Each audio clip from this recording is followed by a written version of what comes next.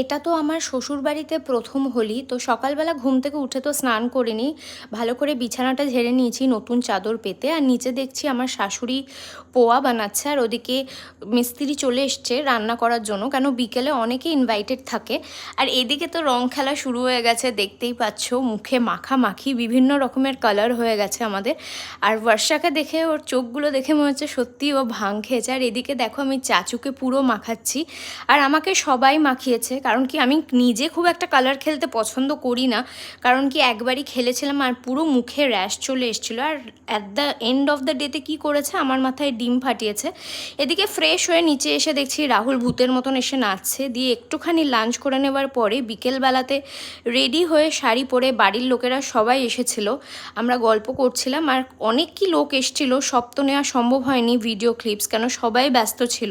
তো দেখা হচ্ছে পরের মিনি ব্লগে। ভালো লাগলে লাইক করে